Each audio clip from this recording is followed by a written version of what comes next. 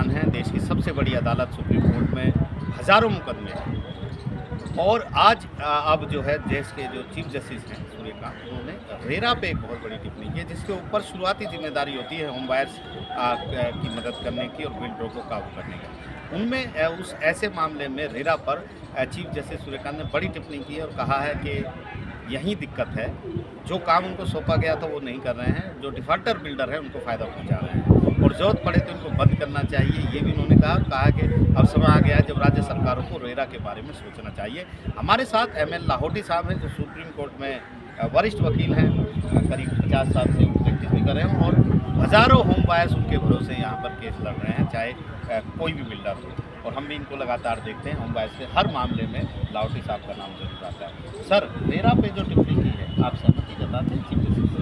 100% ये टिप्पणी पहली बार नहीं हुई है। रेरा 2016 में आया था। जब रेरा बना था तब भी मैंने कहा था और सुप्रीम कोर्ट ने कम से कम 5 या 6 बार ये टिप्पणी की हुई है। रेरा का उद्देश्य बहुत अच्छा था कि होम बायर जो इतने लाखों करोड़ों होम बायर इधर उधर फंसे हैं उनको तुरंत न्याय दिया जाए, किंतु रेरा के जो बायलॉज बनाए खासकर यूपी और हरियाणा में, और सुप्रीम कोर्ट ने भी पहले कहा हुआ है कि मिली भगत थी। जो लोकल पॉलिटिशियन हैं, जो बिल्डर हैं, जो अथॉरिटीज़ हैं, इन सब ने मिलाकर बायलॉज ऐसे बनाए कि ये इसको सुप्रीम कोर्ट ने पहले भी कहा हुआ है टूथलेस टाइगर, अर्थात ये जिस उद्देश्य के लिए बना था उस उद्देश्य में ये 100% असफल या अनसक्सेसफुल रहा है। तो आज जो चीफ जस्टिस ने कहा है, मैं पूरी रूप से उनसे सहमत हूँ कि या तो रेरा को टोटली एबोलिश कर देना चाहिए या रेरा के अंदर जिसको कहते हैं ड्रास्टिक चेंजेस लाने की ज़रूरत है। रेरा में कौन बैठे हुए हैं? आईएएस ऑफिसर बैठे हैं, ब्यूरोक्रेट्स बैठे हुए हैं, जिनको पहली बात कोई हमदर्दी नहीं है। जो होम बायर हैं उनकी जो तकलीफ़ें हैं, मेरे को आश्चर्य है कि उनको कुछ भी उनसे लेना देना नहीं है। और जो बायलॉज बनाए गए हैं वो इस प्रकार के हैं। और याद रखिए कि सबसे ज़्यादा केस पूरे देश के अंदर हरियाणा और यूपी में, अर्थात गुड़गांव के अंदर और नोएडा, ग्रेटर नोएडा में 80% केसेस हैं। और ये दोनों स्टेटों ने रेरा का कबाड़ा कर रखा है ऐसे बायलॉज बनाकर। आज हियरिंग जो हिमाचल प्रदेश की थी हालांकि, लेकिन उसमें चीफ जस्टिस सूर्यकांत ने पूछा बाकायदा कि रेरा के आपके यहाँ कौन प्रेसिडेंट है, तो उन्होंने बताया कि रिटायर्ड आईएएस हैं। तो चीफ जस्टिस जो आप कह रहे हैं वो भी कहते हैं कि यहीं दिक्कत शुरू होती है।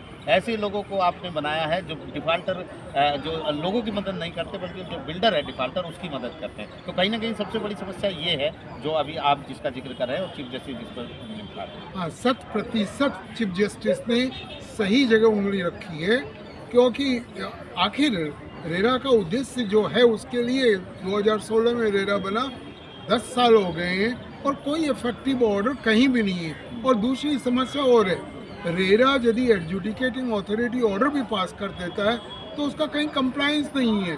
उसको ज़्यादा से ज़्यादा आप एक फ्रेम में कर अपने घर में लगा दीजिए, कोई कंप्लायंस नहीं है। और उसके बाद एपीलेट अथॉरिटी है, हाई कोर्ट है, सुप्रीम कोर्ट है, जब तक होम बायर आएगा यहाँ उसके जूते घस जाते हैं और उसकी जो भी सोच विचार है जुडिशरी के प्रति सब समाप्त हो जाती है। इसलिए मैं 100% सहमत हूँ चीफ जस्टिस ने जो कहा सूर्यकांत साहब ने कि रेरा को समाप्त कर देना चाहिए या रेरा के अंदर असाधारण जो रिक्वायर्ड अमेंडमेंट है वो करना जरूरी है। लेकिन एक चीज़ आपके अनुभव से हम जानना चाहते हैं और आम लोगों तक जानना चाहते हैं, जैसे कोई इतने सारे हम देख रहे हैं दुनिया भर के बड़े बड़े बिल्डरों के केस यहाँ होम बायर परेशान होकर बन रहे हैं, जो होम बायर है वो लिटिगेशन का नाम सुनते ही डर जाते होंगे कि अब हमारा क्या होगा। बिल्कुल, आपने सही बात कही, क्योंकि न तो होम बायर के पास इतना पैसा होता है, न वो एकजुट हुए होते हैं। और जो बिल्डर होते हैं, जो बड़े बड़े बिल्डर हैं, उनको सुप्रीम कोर्ट के जो बड़े वकील होते हैं उनको कोई फ़र्क नहीं पड़ता, करोड़ों रुपए खर्च कर देते हैं। जो होम बायर हैं, क्योंकि मैंने इतने होम बायर के केसेस लड़े हैं, सुपरटेक, आम्रपाली, यूनिटेक वगैरह में, मैं जानता हूँ वो किस प्रकार से और उनका केस हम लोग कैसे सुप्रीम कोर्ट तक लड़ते हैं। बहुत बड़ी समस्या है ये। इसलिए ये बहुत ज़रूरी है कि रेरा यदि इफेक्टिव होता तो यहाँ सुप्रीम कोर्ट तक शायद ओम बायर को आने की जरूरत भी नहीं पड़ती। बिल्कुल सही बात है और ये एक बड़ा मुद्दा है और इस मुद्दे पर ज़रूर चीफ जस्टिस ने सवाल उठाए हैं, लेकिन सवाल ये है कि इसको दुरुस्त करेगा कौन? कौन इतनी बड़ी जिम्मेदारी लेगा? नई दिल्ली से आशीष भार्गव, NDTV।